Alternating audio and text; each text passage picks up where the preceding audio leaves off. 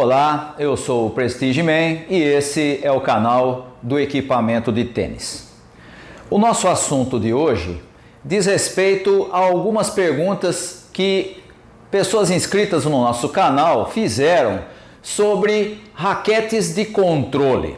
Nós não vamos fazer um novo vídeo a respeito de raquetes de controle, mas eu vou responder principalmente uma questão que apareceu com frequência entre amigos que a gente convive, alguns que conversam via WhatsApp ou coisa do tipo, e que perguntaram o seguinte: por que não há entre as raquetes de controle nenhuma que seja da Babolat?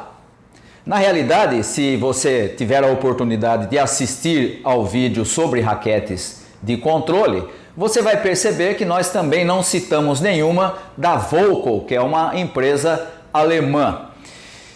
E até fizemos uma omissão que no dia que foi gravado o vídeo sobre raquetes de controle, ainda não estava disponível no mercado e hoje já está novamente, que é o modelo da Wilson, que é voltado para controle e que é o Wilson Ultra Tour, que tem todas as características de uma raquete de controle. Não aparece lá naquele vídeo.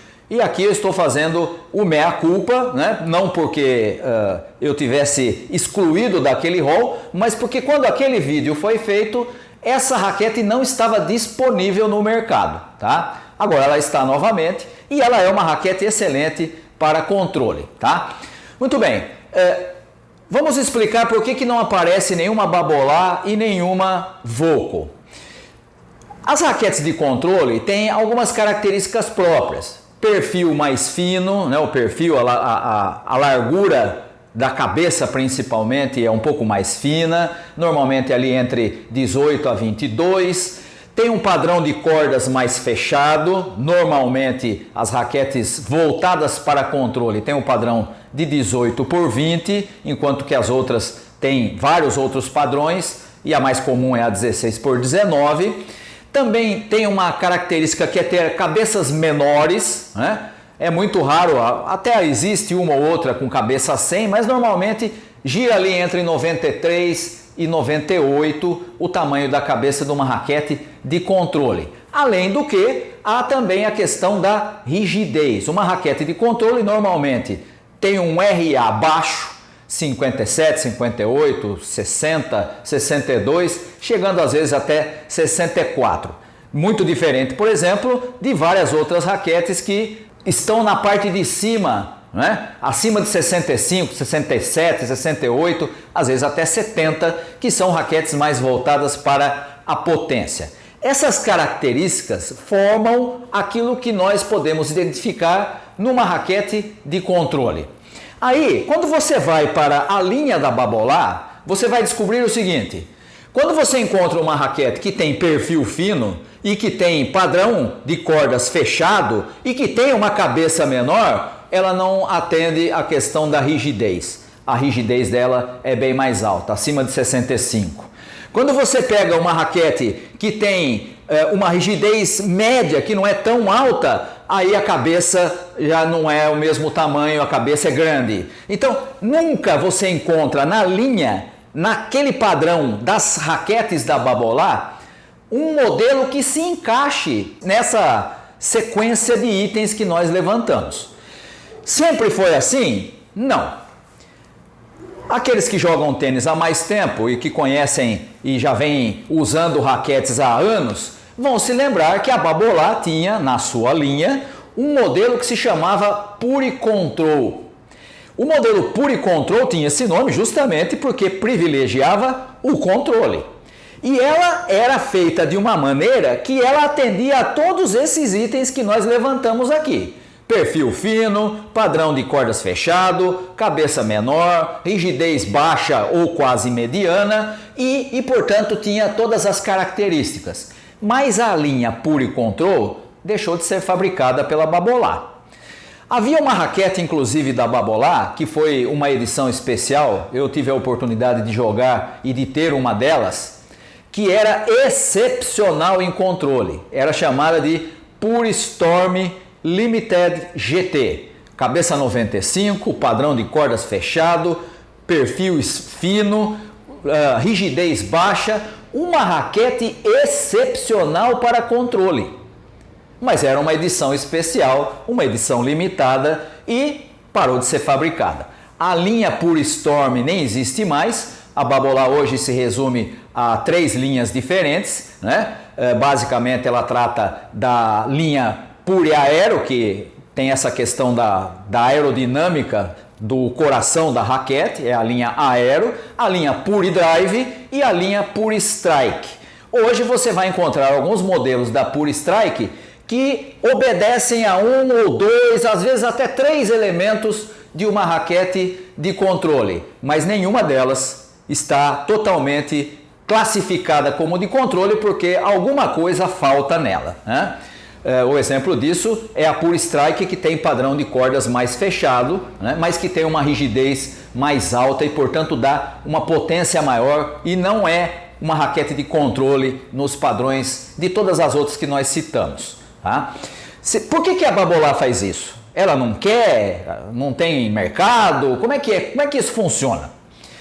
Pode ser que seja uma questão de mercado, pode ser que a Babolá percebeu que a venda dessas raquetes era muito limitada e a grande venda ou o grande best-seller da linha da Babolá, na realidade, são as Pure Drives e as Pure Aero, né? A própria linha Strike tem uma gama bastante grande de modelos, mas obviamente você encontra muito menos pessoas usando esses modelos do que as Pure Aero e as Pure Drive. Então, possivelmente pode ser uma razão de não ter mais essa linha Pure Control. Tá? É uma explicação plausível, uma explicação razoável, mas não temos essa informação. A Babolá nunca veio a público dizer que ela parou de fazer porque não vendia. Também uma outra marca que eu fui questionado é a Volco. A Volco também hoje não tem mais nenhuma raquete voltada para o controle. Já teve, sim, embora fosse um pouquinho mais com variáveis, digamos assim, havia 2 modelos da Volco que eram voltados para o controle. A Power Bridge 10 MIDI e depois a sua sucessora, que era a Organix 10 MIDI. As duas com cabeça 93, o padrão de cordas era 16x19, mas como a cabeça era menor, acabava tendo esse padrão mais fechado, né? As duas com rigidez baixa e as duas também com perfil bastante fino. Hoje já não existe mais esses modelos, a linha atual da Volco traz várias raquetes de potência, all around, mas nenhuma mais mantém esse padrão que havia entre, principalmente na Power Bridge 10 MIDI e na Organix 10 MIDI. Tá? Então, a única que sobrou que atende a alguma coisa é a C10 Pro Classic, que é um modelo que já vem de muito tempo, já vem há quase 10 anos, talvez até um pouco mais do que isso, vem sendo fabricada exatamente com a mesma especificação, mas que não é uma raquete exatamente de controle, porque apesar do tamanho da cabeça ser 98, o padrão de cordas é um pouco mais aberto, é 16x19, né? E também a rigidez é uma rigidez intermediária, o perfil é fino, mas ela dá mais potência do que principalmente a Power Bridge 10 MIDI e a Organix 10 MIDI, essas sim que eram voltadas para o controle. Tá? Então, tanto a Babolá quanto a Volco não tem na sua linha atual raquetes voltadas para o controle. Tá?